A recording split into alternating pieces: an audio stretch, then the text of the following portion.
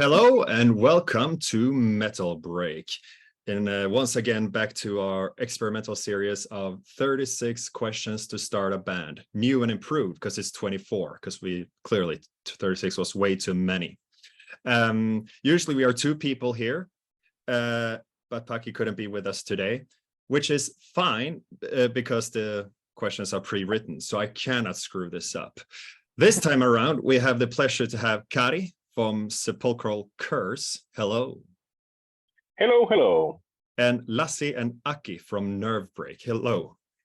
Hello. Hello. Thank you everyone for being here. First question before we get into this is, have you guys, Nervebreak and Sepulchral Curse, have you heard of each other before, met or anything? No. No, I can't say we have. I don't think we have met at least, but the band's name is familiar. Really? Nice. Okay, but perfect. The less you know, the better. Because the thing is, again, thank you for doing this. So this is basically, it's a band edition of Cosmopolitan's 36 Questions to Fall in Love. I'm sure you're all huge Cosmopolitan readers. But we've taken out the love, put in some rock and roll and heavy metal in its place. And the idea is we hope to help our audience to get to know you guys through you getting to know each other. So I will start asking questions and, you will answer them separately. And at the end of it, we'll check if there's any romance/chemistry and band ambitions brewing. Are you guys ready? Yep. Yes. Question number one, and whoever feels inclined to go first, please do so. Given the choice of anyone in the world, which band would you have liked to be in?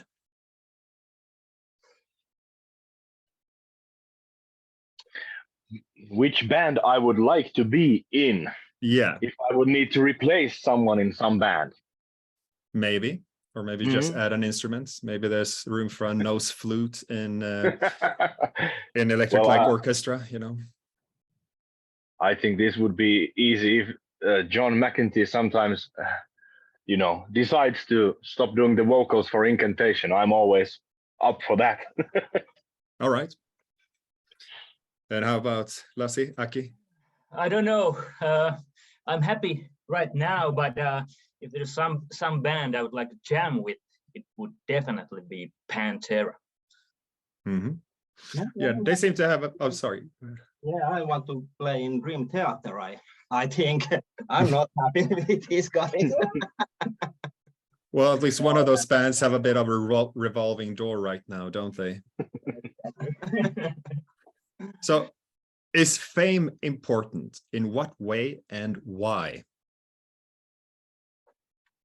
Fame is important if it opens doors to play at cooler festivals and gigs and with cool bands and stuff. But fame for the sake of fame is not something that you would need in a band, in my opinion. I think that was really well put. Don't have much to add to that. All right. How do you prepare for a show? Well, as a band, we always try to practice a little bit more before we have, especially when we have big shows, we tend to practice more than usual. And as in a personal way, I always like to play our set like every morning. Yeah. What about the day of the show? The day of the show. Yeah. What do I do then? Yeah, what's the preparation before hitting stage? I don't know, having a loose mind, like being relaxed, throwing jokes, trying to be relaxed. Yeah, I cannot play in that day. I just need to do something else. I guess for band-wise, we rehearse every week, so we don't have any special routine for before gigs or anything. But for me, it used to be I listened to some certain albums before a gig or show, but nowadays it's just couple of beers and you're ready to go on stage. Yeah. Yeah. All right. What constitutes a perfect song for you? For me, it needs to have a nice groove that gets everybody nodding their head, you know, getting into the groove and don't really think anything about anything else than the music.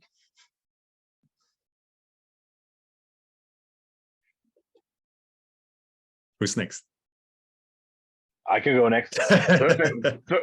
Perfect song is, you know, it's heavy and it's dark, but I don't think there is a certain kind of, you know, ingredients. It can, you know, vary what is, you know, awesome at what times, but usually whenever I put Sulfuray on, I think they have done anything but perfect songs. So I would say listen to Sulfuray, and that's perfect music. All right. Nice. So does the music you play for yourself sound like the music you play for others? What do you mean? Like, what do you mean?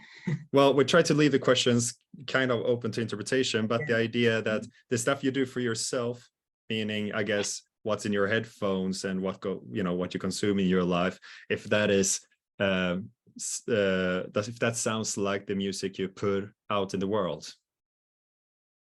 I have a two-way answer for this. I would say, I think in Sepulchral Curse, I'm doing exactly what I want to do in music, play death metal with a bit of own unique touch. But in the end, when I listen to Sepulchral Curse, I think I hear a lot more a death metal band than what, you know, reviewers hear. Usually they say, oh, there is a lot of black metal or this and that touches in it. So I guess in that sense, you know, you hear your music in a certain kind of way and you put focus into those certain aspects that you love yourself, and you know, someone else hears the songs a whole different way. Like I said, that when I listen to a song, it's, to me, it's very death metal, but I know that some people have been telling me like, oh, how do you have these so many black metal riffs in your songs, and you know, stuff like that. But of course it's just one small segment, but I think in that way it would kind of be explained. Yeah. I can definitely relate to that point, you know, like people pointing out things from our music that I have really never even thought about. I'm thinking, okay, we're doing this really groovy kind of chill song, and then somebody comes like, okay, this has so cool thrash metal vibe, and I was like, okay, this was not our thrash metal song. This was like a chill song. So to answer the question, in reality, the music is probably quite different from, you know, people hear a lot different things that I try to make or listen. Yeah, I get that. It's in a way though, do you guys feel that people are wrong, or like, how do you deal with I guess no, they are not wrong. It's just a matter of point of view, I guess. And you know, I'm the like main composer of our songs, but then I have an idea, but then everybody brings their own little touch, and our lead singer, he makes his vocals, which can alter the whole vibe of the song dramatically. So maybe I have the, you know, whole different idea, because when I made the song, it had only like the raw bones of the song. So yeah, I get that. And I think there's a huge deal if you play an instrument, like, you know, I don't remember when it was, like a couple of weeks ago, when we were on a cottage with our whole band and our lovely wives. I think our drummer I was listening to some song I've heard a million times, but then he was saying like, oh, have you ever noticed like these drums, and you know, because he pays more attention to that. So of course, when you know, anyone listens to our music, he might resonate on different things on the songs. So, you know, luckily, you know, you can see music the way you like to see. All right. Next question then. For how long do you actually think you want to do this? For life, man. Yeah. Yeah, as long as possible. Yeah, I mean, look at all these old bands, you know, those dudes are 60 or over 60, even like death metal musicians. So Oh yeah, I think we got still a couple of years left. Yeah. a couple of years to 70. Yeah, Yeah. you look young. You look young for that, for just being a couple years away. Okay, now that we gotten this far, if you guys can name one thing that it seems like you and your interview partner appear to have in common, based on your first impressions of each other now. In common. Yeah, I guess those guys are from Finland too. Yeah. yeah. So you share passports. Well, so I think we share the what's the word? Enthusiasm. I don't know the word. Enthusiasm. Yes, that's the one. Yeah, for music, you know, seems like that's one of the top things in the world you wanna do. So that's for us. Yeah, that's good. Definitely. Okay, if you could change anything regarding your band, past or present, what would it be?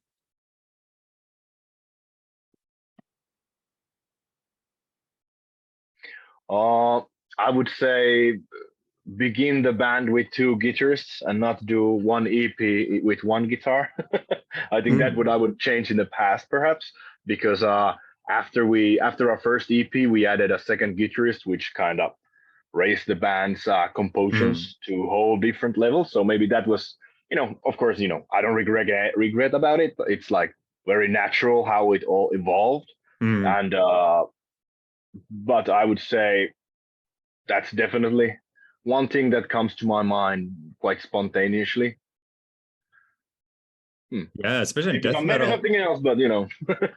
Like spontaneously, the only band that jumps to my mind with 1 guitar in death metal would be early Carcass. I'm sure there's more, but it's the only one that pops up. So Yeah, usually it's 2, and there is a good reason for it. yeah. What about Nervebreak? For me, actually, like I can only think how we can evolve everything that we do, but to change something, I don't like the word change anything. You know, I tend to keep thinking only how we can evolve and modify what we do. But you know, I think the past is the past. I don't want to change it because that makes us do what we do next. So I don't know if you have anything. I don't want to add anything more. All right. So if you will, please take roughly a minute and tell each other like the very abbreviated short version of the history of your bands. We shall go first. You can go first if you want, or you know, I don't mind. I can go first, or we can go. Well, Nervebreak. All of us have history in music. We all been a part of different bands, mainly metal bands. And 2020, I think, I was in a death metal band, and it wasn't working out for me. So I wanted to create a new band, which had these super groovy riffs, harsh vocals. The groove and attitude was the main thing, and that's what started the whole thing. And me and one of my best friends, Santeri Salmela, who's the lead vocalist, we started to make demos, and it wasn't that long until we found Aki, our drummer here, and from there we found actually our bass player came from Guatemala like 10 years ago to Finland, and this band was something that he has not done music for a while, and now he wanted to get back in the game. We found him, and now since that 2-3 years ago, we've come quite far away. 1 EP, now we're working on the second EP, 3 music videos. We had the opportunity to play in the biggest metal festival in Finland, Tuska, That was like a huge deal for us, and now we're aiming high. We want to go as far as possible. Good stuff. Yeah, I guess I knew you guys from. Did you play this year's Tuska too? This year, yeah. Yeah, we played it too. Nice. Yeah, I guess that's where I got the name of your band. Probably. Yeah, but about Sepulchral Curse, I was playing with my now deceased band Solotus for way back, and it's a very doomy band, and I wanted to play something faster, and I met this guy Jaakko through he was working at this record store sometimes, and we rehearsed in the bomb shelter of that record store with Solotus, and me and him hit off really well. We loved the same bands as each other, and we just wanted to play something raw. And the original idea of Sepulchral Curse was, non-slaughter, dismember, more raw death metal kind of. And we kind of gathered different dudes from the Turku scene who, they all were more or less Jaakko's friends. And we got Tommi and Niilas to join our crazy band 10 years ago. And with that lineup, we did one EP. And after that, we recruited a second guitarist because our new songs were way different and more, complicated. And so we got this guy, Allu. He was living in different city, but he moved to Turku just to, join Sepulchral Curse. But many years after that, we did 2 more EPs and 1 full-length album. And then sadly, our drummer, Tommi, decided that he needed to do other things in life. So a couple years ago, last year, I guess, our new drummer, Johannes, joined Sepulchral Curse in, and, we've been kind of having a new gear on after that. I was just last week, I played Brutal Assault with Solotus, and that was like the ending of that band. And now I'm kind of focusing and really wanted to focus more on Sepulchral Curse because there's a different kind of chemistry and a love for this kind of music involved, and it's like really moving forward. We are releasing our second album this October, and we are already hitting studio next spring to record our third album. So we're kind of already having a lot of plans. We got a not yet announced trip abroad coming later this year, and stuff happening. That's kind of what Sepulchral Curse began was a more crude raw death metal band, but now I would say it's maybe something like death metal band with some sort of influences, a lot of crooked melodies, but still being quite dark death metal in my opinion. So I guess that's the short version of us. All right. Now, if a crystal ball could tell you the truth about your band, the life it will give you, the future, or really anything else, what would you like to know?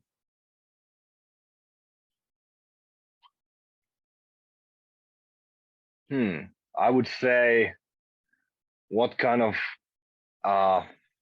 future festivals and tours would be ahead of us, because I don't need to know how many albums they're gonna make, because I know we're gonna continue with this lineup until the band dies. But maybe it would be cool to see what's in store, because for me, being in a band is the main and the biggest interest and love for me has been always playing live and meeting new people.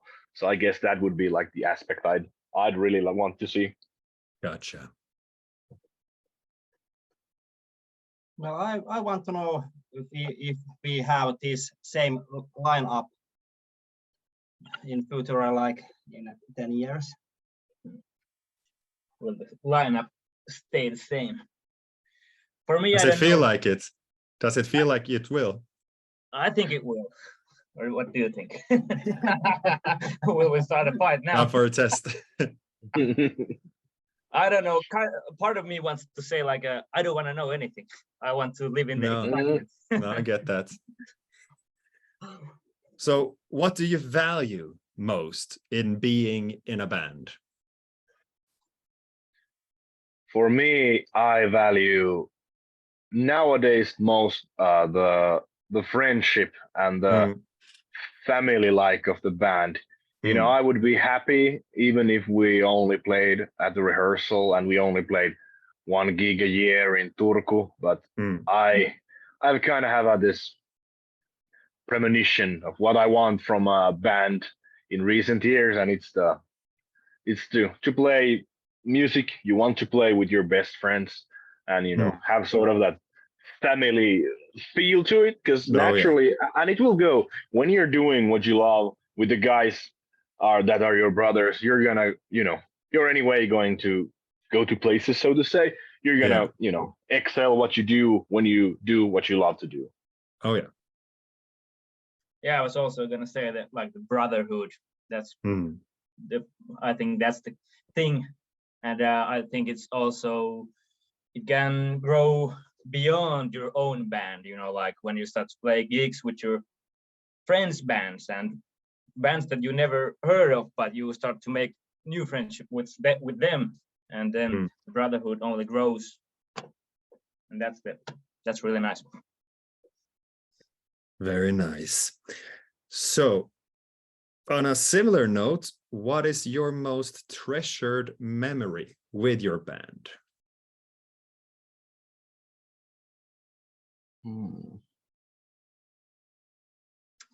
I think for me, it was maybe the Tuska Festival this year.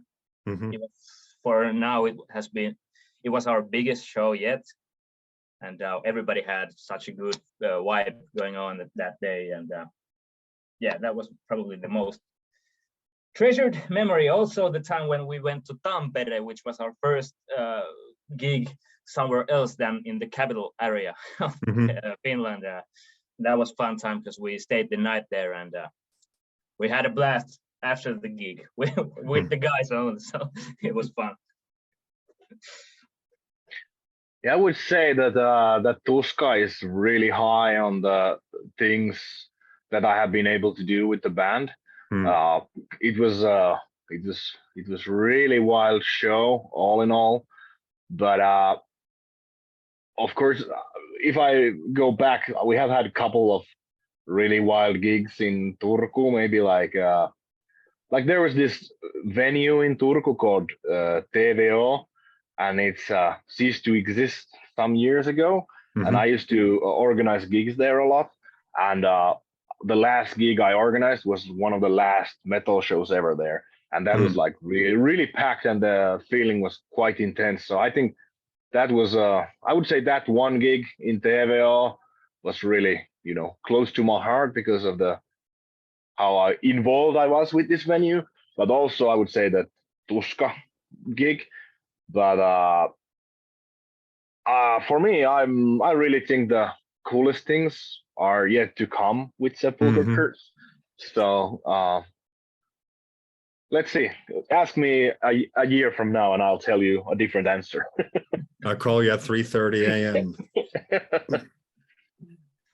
So, describe your life on the road.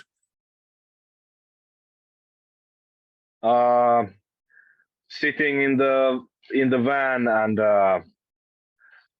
thinking where is the next place we're gonna stop and how much of world we're going to see inside in sitting in the van and seeing different venues, backstages. Driving the van. Then Sucker. Yeah. And then being a little bit nervous about everything before the show and everything, but then having a really fun time during and afterwards. All right. How close and warm is your band? Do you feel your band is happier than most other people's? I would say definitely. I have gotten a lot of feedback, like from our social media, that people who, don't know us, and some people that do know, that they say like, oh, you guys seem like a really tight fit, so to say, and really close friends. And well, our bass player is the godfather of my son, so that's one thing that is connecting. And with we have this thing like we would like to call it the Sepulchral Curse family. Like with the band members and our girlfriends and wives, we kind of get together 4 to 6 times a year to do something else than gig or something. Like Nice. last time, like I mentioned, the cottage trip, that was one of those things, and we got some other things planned. So that's it's in a couple of days, this Saturday in Helsinki. There's the Helsinki Death Fest, and we're going there as the full family, extended family. So so that's I don't know. I haven't heard a lot of other bands having things like this in common with us. What's the question? Like, are you closer? Like basically like the relationship in the band, if it's a warm one, and in your mind, if you feel that you are happier than other people's bands. Well, we also have like some really close relationships. Like our lead singer was my best man at my wedding, but Aki and our bass player Fernando has came to this band as new members, or in our lives. So I think we're still getting to know each other, and we're still on the road of becoming more close. And but overall, we're happy. But are we more close and happier than other bands? Maybe not yet. Maybe someday in the future. Well, at least it seems like once you hit a certain level of success, it becomes more and more rare. I always feel like that's a big revelation that is scary, because our band is also very close. But you come to know, and you get to know other people in other bands more and more. It's like, oh, isn't everyone like this? So I always find it really interesting. Now, the next one, I guess, Kari to an extent already answered, but still, what does your family think of your band? If I would say about my parents and my sisters, they have like always supported whatever I've been doing. My sister goes to every gig she can, and actually my sister is like, collecting all the interviews and reviews and whatnot she can find, and prints them for my mom. And she has this huge file with all kinds of shit from my career. So at least they've been like there always. And I think with my family, wife and kids, I don't think I couldn't be doing what I'm doing if it was not for my wife Julia. Because like when I'm on a gig or tour or whatnot, she's the one who needs to be taking care of our house and kids, and all the weight of normal life is on her shoulders. So if it wasn't for such a perfect wife, I would probably not be able to do all of this that I want to do.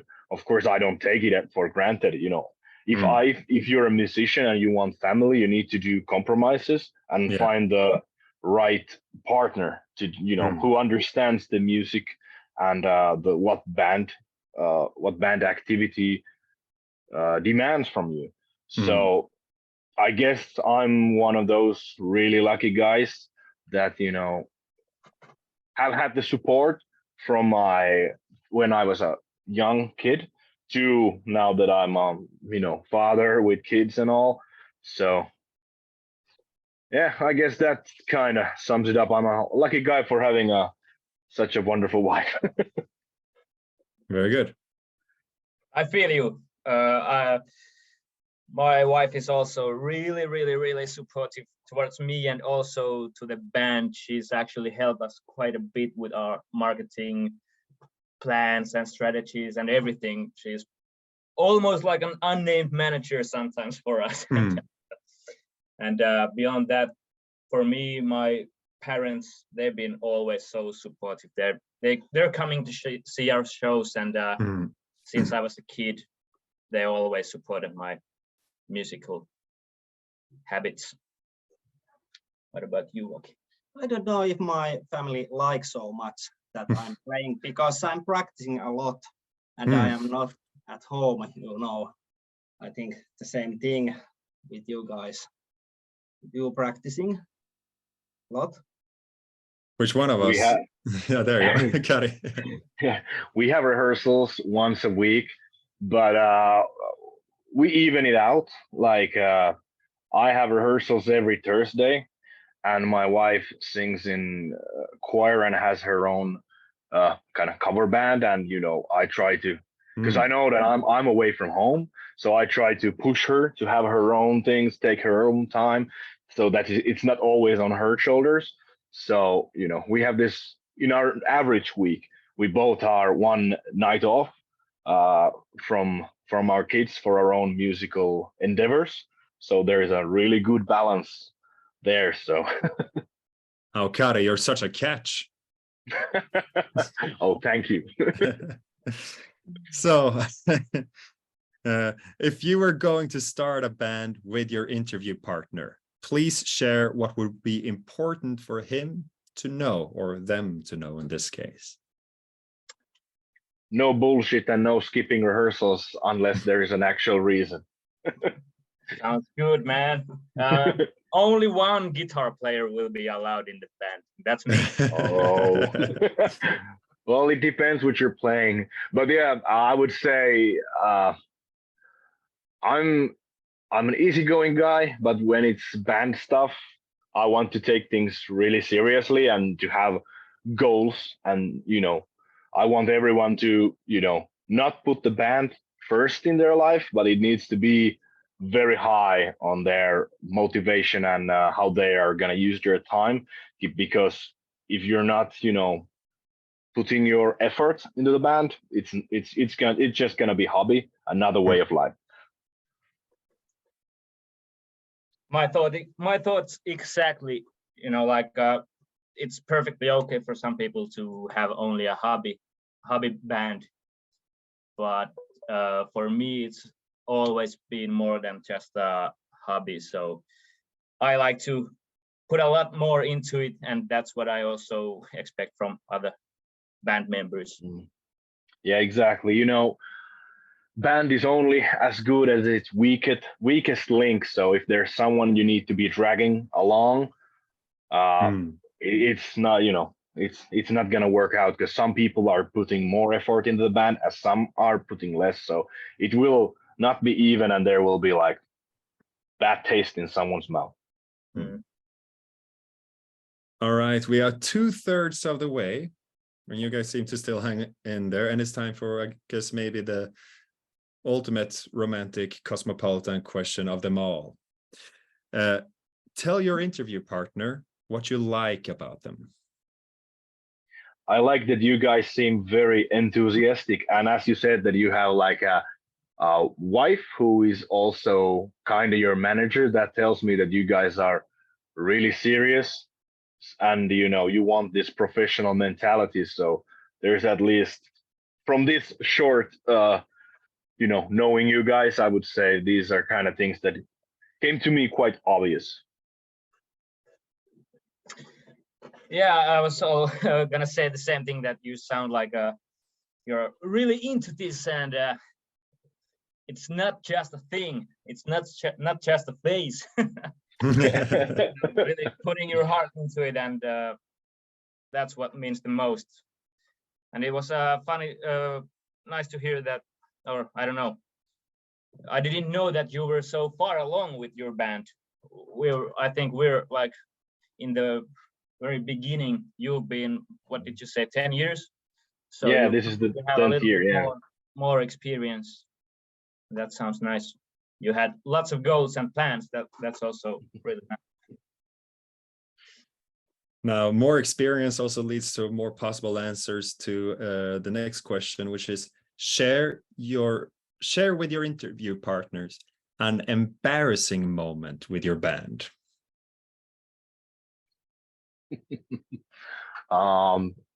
I have one that comes to my mind, but it was not with Sepulchral Curse. It was with my former band Solotus. So I guess, I'm not sure if that counts, but It this counts. always If comes it's good, to- it counts. All right, this comes to my mind.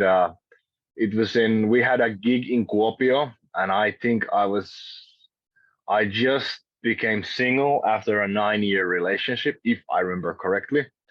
And I was, of course, going on a hyper mode, so to say, when you're having fun and drinks and stuff. We were playing in Ottopoika in Kuopio, and I'd never played in Kuopio before that night.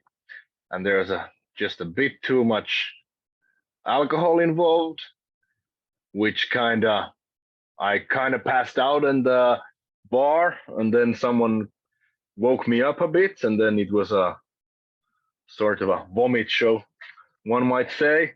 And it was then the guys came and said that, all right, you need to go, but you need to go through the bar to pay for the cleaning. And I remember I stood up, all right, and then I started walking to some very different direction, and I was on some door trying to open it, but it was I think the cleaning room or something. And then the guys took me to the counter, and I remember they asking only like 20 euros from me, and I was like, really? Only that much? And then he was like, well, do you want to pay more? No, that's okay. And I was thrown out of the bar, and that's the only time in my whole life that I've been thrown out of a bar. Do you have a I story? don't have anything like that. One story came to my mind, and it's also from my former band 9550, and we were releasing a new EP, and we had this EP releasing party in Helsinki semi-final, and we had a spokesman who were giving a speech that, okay, next up 9550, and okay, he had a couple of beers, but still he was okay. He was not like drunk or anything. But in semi-final, there's this stairway off the stage, and the roof is super low. And once he had said the words and he was leaving the stage, he hit his head to the roof ceiling. Yeah.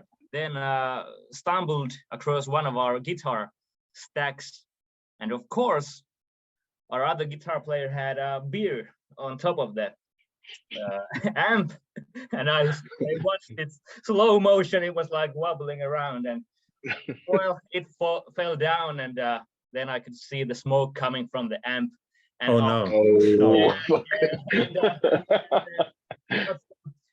Not backing track, but the intro track was already playing, and I was like, oh shit, man. And then the intro stopped. Now we're supposed to start playing, and all of the band members, we were like standing there and looking at the smoke. Then somebody went and said, okay, a little bit technical issues here. The show will start in a moment. Yeah, that was horrible. It's incredible how those moments always feel like you're like, because in reality for the audience, oh, something's wrong, they need to fix something. Okay. Yeah. But in your mind, it's always that getting naked to school, and it's like, oh, the intro stopped and they're not started playing. Let's burn this place down and slit their throats. And but I can say that since that moment, I've never rested my beer or any other liquid on top of the amp. That's a smart move. That was maybe a bit of a proper Spinal Tap moment. Like. Has music ever moved you to tears? If so, when? Yes, the song While Heaven Wept, their song called Thus With a Kiss I Die. When when you're a lot younger and heartbroken, that's a tough song to listen. Maybe sometimes, but not really for me. But sometimes there's these moments in life. Yeah, it has probably happened, but I'm not confessing anything.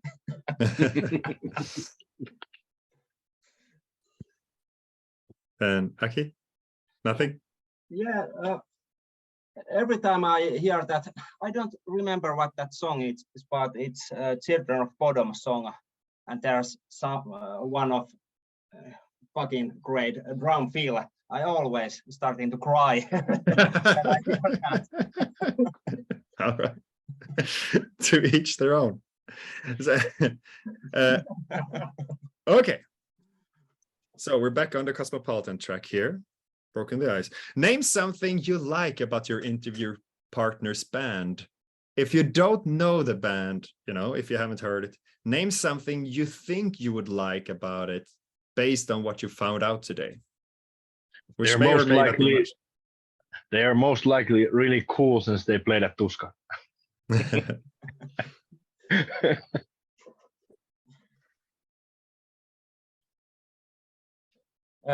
I haven't heard your music, but I'm looking forward to listening to it because I do like some old school death metal, and you said you have some heavy stuff going on there, so I'm looking forward to hearing that. All right. What, if anything, is something you would never make a song about?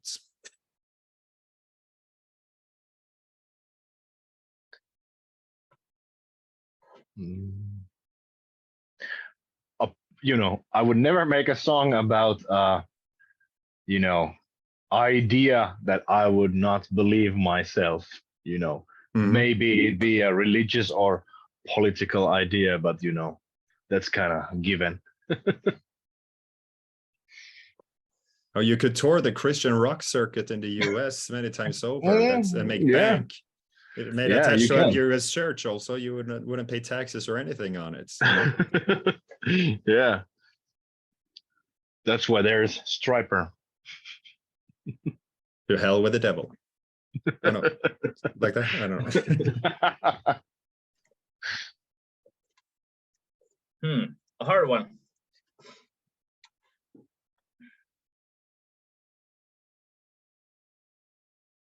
You have anything coming to mind? I'm just drummer.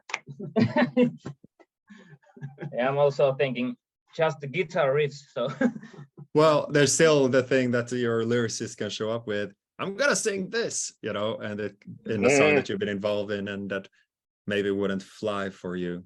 I know that in the case of Cannibal Corpse, I think since people there became parents, they haven't written really violent lyrics about children anymore.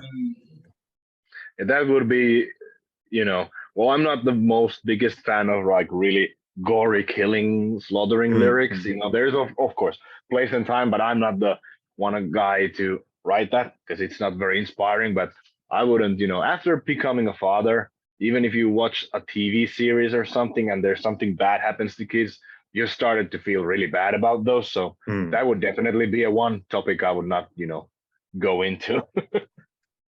Yeah, well, maybe I wouldn't do a song about child abusement.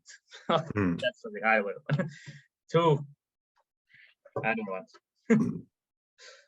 All right, final stretch. Three more to go. Your rehearsal room, containing everything the band owns, catches fire. After saving everyone alive, so I don't know if you have a cat in there, but the cat is fine, right? You have time to safely make a final dash to save any one item. What would it be and why? Maybe our one item. Does drums count as one item? No. Really hard one. I guess like our rehearsal place does not have. Only thing that, you know, I value is all the posters from all of our gigs, but you know, that's more than one item. So I guess I'll be just a selfish prick and, you know, grab my microphone case. Yeah, I was also thinking about the posters, but I'm thinking about our coffee machine. Oh, those can be expensive if it's a good one. Someone we did this with before said the hard drive implying that they also write and make and store the music in the rehearsal room. And I had a heart attack just thinking about it. We actually had a rehearsal place before we moved to where we are now, and I think it was 1 month after we left, that place burned down, and there was like this dude had like 15 guitars there and 10 basses and everything to dust. Oh my god! So we Terrifying. dodged a bullet. Terrifying. If all the songs you put out would disappear from this world forever, which one would be the hardest one to lose and why? So there's a Thanos snap of a finger, and it's as if they never existed. Our own songs. Yeah. Well, maybe Last Drop, because that's the song that was like the first song I made, and I was like, okay, I need a new band. And when I showed that to my pal Santu, he was also like mind blown that okay, we need to do this. And that's the whole thing that started our band. Maybe that's the one, but yeah. Yeah, I was thinking also like the first song that was, the track's name was Sepulchral Curse 2, but since we have evolved so much, I think it's very different from what we are now.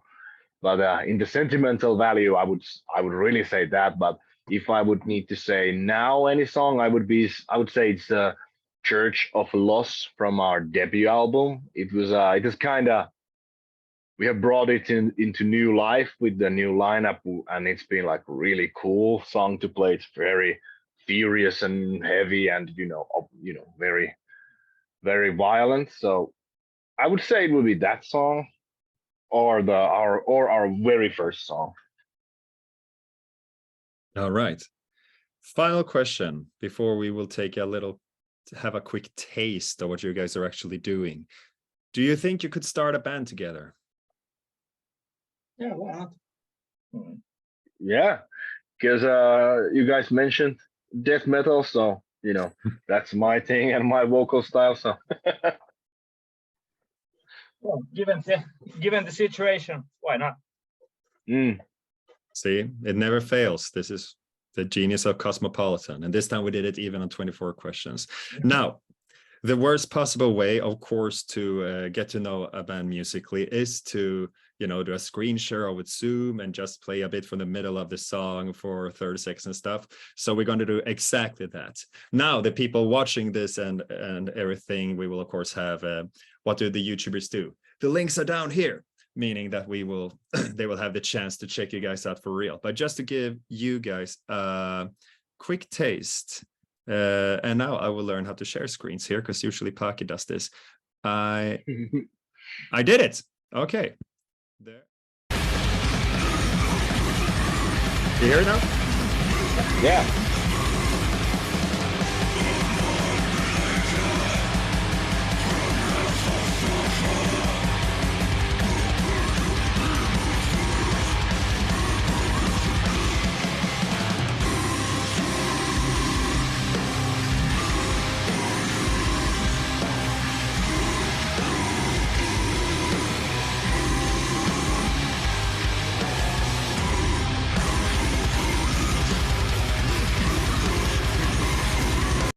I really like this song. I want you to know that. But yeah, thanks. So that was just a brief taste. We go on to Nervebreak. Here we go.